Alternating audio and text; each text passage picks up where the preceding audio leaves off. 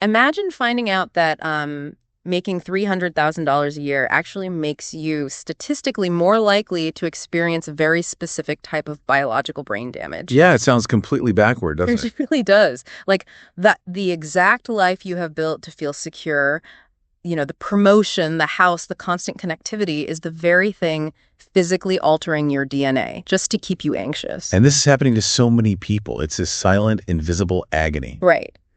I want to talk about a feeling that so many of you listening know intimately, but almost nobody talks about it out loud. You are doing everything right, quote unquote. You spent years in school, climbed the ladder, you're earning a six-figure salary. Exactly. On paper, you have arrived, but inside, you feel like you are financially and, psychologically suffocating. You're drowning in this bizarre kind of scarcity. Feeling totally trapped by the very life you worked so hard to build. It is a profound, hidden shame in our society today. It really is. And we are looking at a massive demographic of highly educated, highly capable professionals who have immense earning power, yet they're carrying this crushing existential weight. They're living on a knife's edge. And what we're going to explore today is that this isn't just about, bad budgeting or a lack of willpower. No, not at all. We are talking about a systemic neurobiological capture. And that is exactly what we're getting into today. We are doing a deep dive into a truly mind-bending philosophical and scientific manifesto we got our hands on. It's titled The Architecture of Liberation. It's an incredible text. It really is. The mission of this deep dive is to expose how modern society isn't just distracting. It is a carefully engineered psychological trap. Yes, engineered from the ground up. Right. And we're going to reveal how ancient Indian Vedic wisdom, when placed side by side with some of the most cutting-edge modern neuroscience, holds the exact blueprint to actually cure this modern anxiety. What makes it such a fascinating text is that it doesn't just offer financial advice. It takes a profound existential look at human suffering. Yeah, it exposes society's broken operating system, how it hijacks our biology, and then it gives us a literal science-backed manual for cognitive liberation. Okay, let's unpack this, because the statistics they lay out right at the beginning are just staggering. The source introduces a demographic called the hen rise. High earners, not rich yet. Right, the hen rise. And the numbers honestly stop me in my tracks. Nearly 60% of people earning over $100,000 a year are living paycheck to paycheck. 60%? It's wild. It is. And a huge percentage of those making over $200,000 or even $300,000 are completely trapped in credit card debt. Which completely shatters the fundamental assumption of our modern economy. Right. We're taught that if you just increase liquidity, if you just hustle and make more money, you will automatically decrease your psychological suffering. But the data shows the exact opposite is happening to these people. Exactly. And to understand why, the authors point to a psychological conjecture by Brickman and Campbell from the 1970s. They called it the Hedonic Treadmill. Right, the general idea that we just, get used to things. Yeah, but the way this manifesto describes it, it's far more insidious than just adapting to a nice couch or a new TV. Oh, absolutely. It's not just adaptation, it is an escalation. As your income rises, your expectations and desires rise in uncompromising tandem. They lock together. Right. Think about it. You get the massive raise, and suddenly the luxury vehicle or the upgraded home in the better zip code becomes your new baseline necessity. It provides this fleeting spike in satisfaction, and then it just vanishes. Exactly. It leaves this ever-expanding emotional void. So you achieve zero permanent gain and well-being. It's just a relentless cycle of competitive consumption. Reading about how this cycle physically taxes our brains, I came up with an analogy. Oh, let's hear it. Well, it feels like trying to run a really complex software program on a laptop that has 150 background apps open. Oh, that's a great way to put it. And all those hidden apps are secretly tracking every luxury car your neighbor buys, or every European vacation your coworker posts about. Your battery's draining in the background, the fans are screaming, and eventually the machine just freezes. Yes. You can't even open a basic text document. Exactly.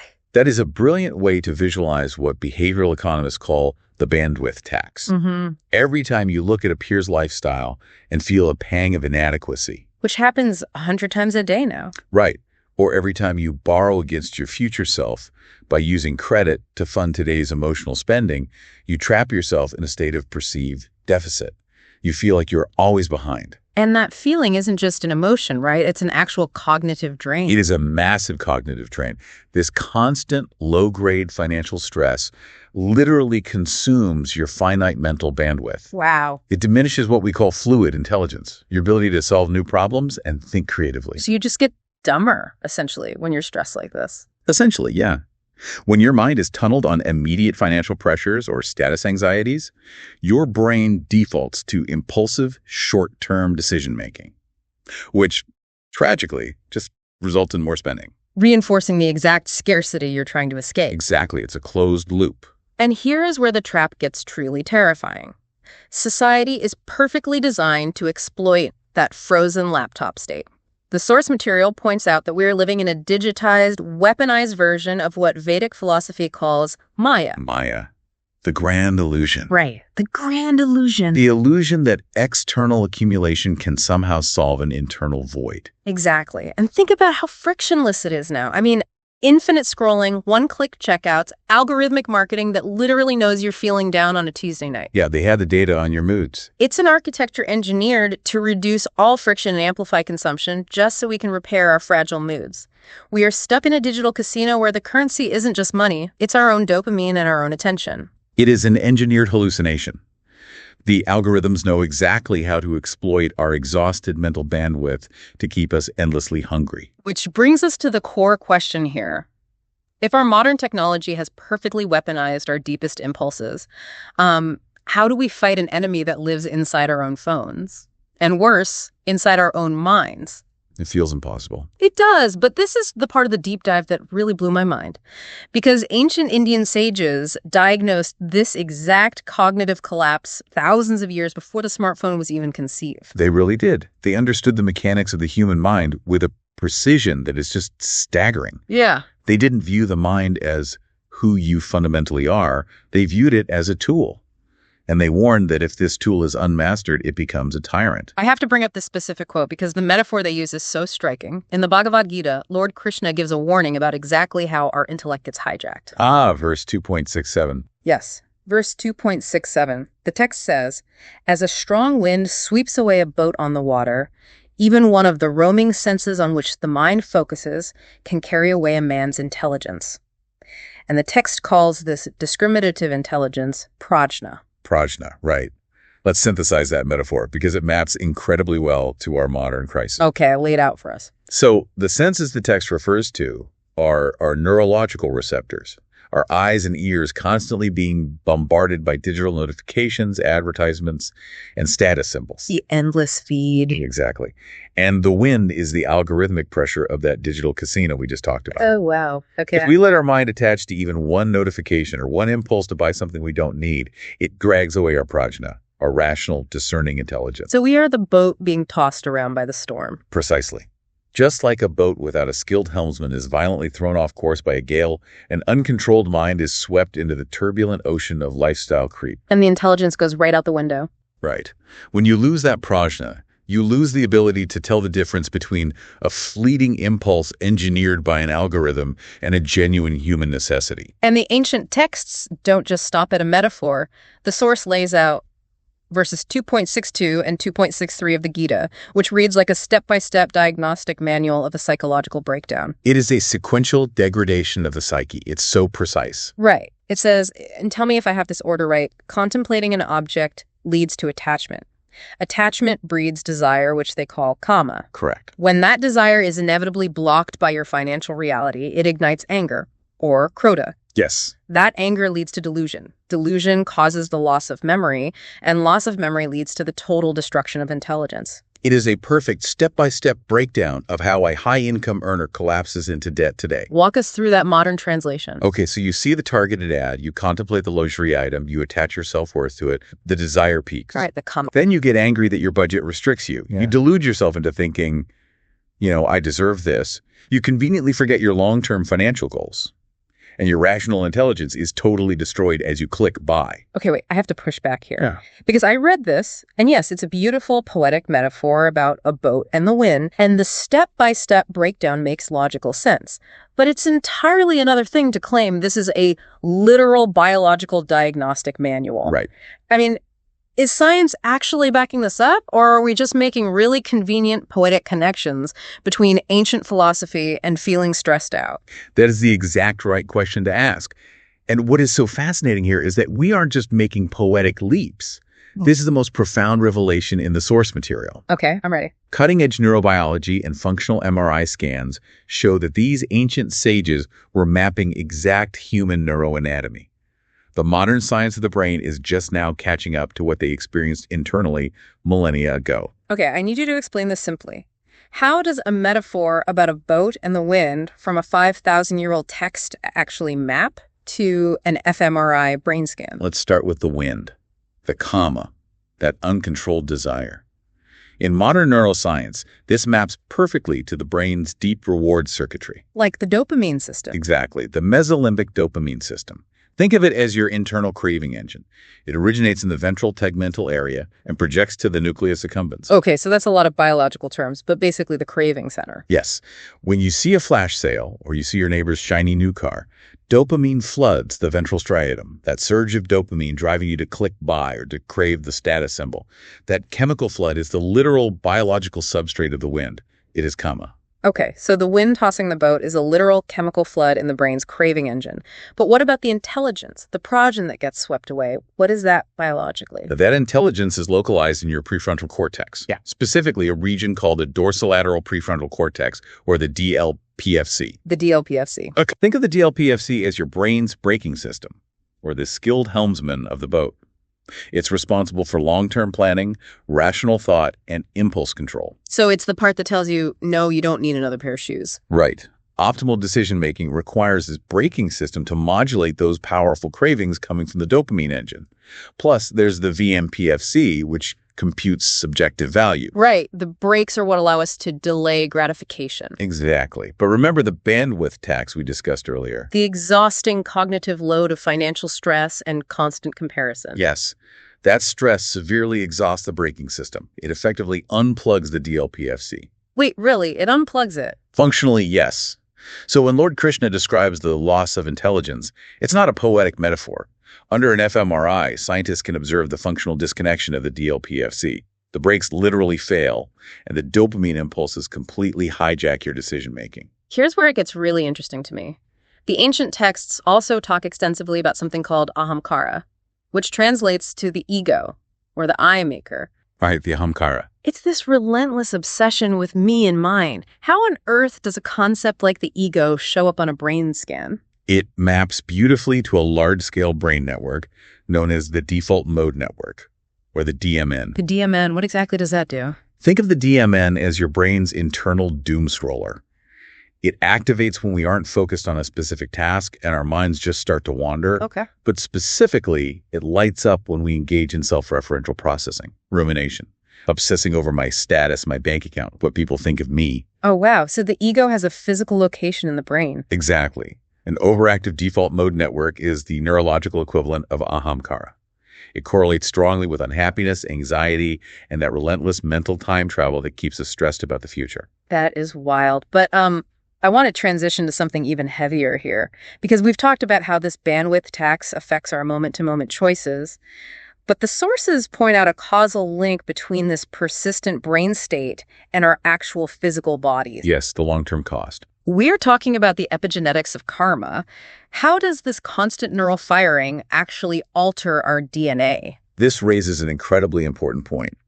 Modern social epigenetics confirms that the psychological stress of living in a constant scarcity mindset physically alters how your genome operates. Through a mechanism called DNA methylation, right? Correct. Through DNA methylation. Now, just to clarify for everyone and for myself, methylation doesn't mean the underlying sequence of your DNA mutates like an X-Men origin story, right? No. The genetic code remains exactly the same. Epigenetics is about which genes are turned on or off. Think of methylation like placing a series of molecular padlocks on specific genes, basically silencing them. Okay, so how does stress actually apply those padlocks? What's the actual mechanism there? Well, when you are constantly stressed about money or status, it triggers your body's central stress alarm, the HPA axis. Right. This floods your system with cortisol, the stress hormone. When cortisol levels stay elevated for months or years, this sustained chemical assault signals your cells to start applying those padlocks. And tragically, it locks down crucial genes. Yes. For instance, it strongly suppresses the BDNF gene and NR3C1 receptors. And what does BDNF do? BDNF is essentially miracle grow for your brain cells.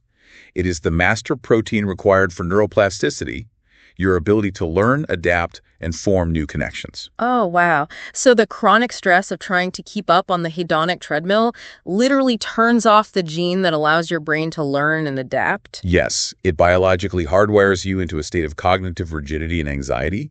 You lose the ability to see a way out. That is terrifying. And the most sobering part, we can biologically inherit and pass down this epigenetic scarring to our children. Wow. The ancient sages warned that karma is a binding generational force.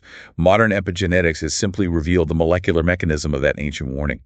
We pass down our unhealed anxiety. I just want to pause for a second, because if you are listening to this on your commute or, while you're walking the dog, that sounds incredibly heavy. It is very heavy. We are talking about fighting millions of years of evolutionary biology, billion-dollar digital algorithms designed to drain our bank accounts, and the physical epigenetic trauma of our ancestors. It feels completely trapping. It really does. If you are that high-income earner who feels suffocated, how on earth do you step off this treadmill? I mean, are we just doomed? Not at all. And that is the crucial pivot of this manifesto. Understanding these neurovedic mechanics is just the diagnosis. Okay, got it. The source material doesn't leave us stranded in despair. It provides highly tactical, science-backed solutions for ultimate liberation. So what does this all mean for you, listening right now? How do we actually fight back and physically stop this cycle? Well, the text points to a concept the Vedas call Sakshibhava. Sakshibhava. And what is Protocol 1 here? Sakshibhava translates to witness consciousness. The ancient Upanishads describe it as pure, observing awareness. Tactically, in your daily life, this means instituting a mandatory cognitive pause before you buy something or react to a high-stimulus environment. Right, but I want to be clear, it's not about just gritting your teeth and suppressing the urge, right? Because suppression usually just makes the craving bounce back twice as hard. Exactly. Suppression requires willpower, which is a very finite resource. Witness consciousness is about observing your own biology without judgment. Okay, so how do I do that? When the urge to consume hits, say you're staring at an online checkout cart, you literally pause. You observe the quickening of your pulse, the shallow breathing, the tension in your chest. Just feeling it happening in real time. Right. And you internally label it. You say to yourself, I am observing the physical sensation of financial anxiety. And by doing that, by labeling it, you're not just playing a psychological trick on yourself. You are physically shifting blood flow in your brain, aren't you? You absolutely are. When you objectively label the emotion, you shift metabolic energy away from the reactive fear center, the amygdala, and route it straight back to the DLPFC. You are turning the braking system back on. Exactly. You grant your brain the necessary millisecond to allow rational intelligence, your Prajna, to override the dopamine spike. You realize you are not the boat being tossed, and you are not the wind. You become the vast sky watching the storm pass. That is exactly the shift in identity they advocate for. It's profound. I love that. But what about the bandwidth tax? I mean, even if we can pause in the moment, how do we stop the constant exhausting hum of those 150 background apps draining our battery every single day? That requires what the ancients called Nishkam Karma. Protocol 2. Nishkam Karma. Right. It is the principle of acting without neurotic attachment to the outcomes of your action. In a modern financial context, the scarcity mindset is fueled by the exhausting daily load of micro decisions about money. Like, can I afford this coffee? Should I move money to savings? Exactly. Every single decision drains the battery. So to fix the laptop, you have to force quit the background apps. And you do that by radically automating your finances. Precisely. You pre-decide where every dollar of your paycheck goes the absolute second it hits your account. Oh, I see. Investments, debt payments, fixed living expenses. You use software to route it all instantly before you ever even see the aggregate number in your checking account. Wow, okay. So by removing the emotional friction and the daily burden of choice, you instantly relieve the bandwidth tax. Yes. Your fluid intelligence and working memory are restored because your brain is no longer tunneled on perceived scarcity. You stop relying on the fragile resource of human willpower, and you let the automation do the heavy lifting. Which frees up your mind to actually live your life. Exactly. But that brings up one final hurdle.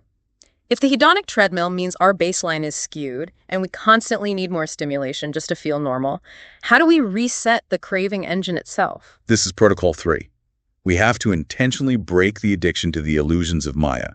The authors mandate a rigorous, continuous, 24-hour digital and consumer fast every single week.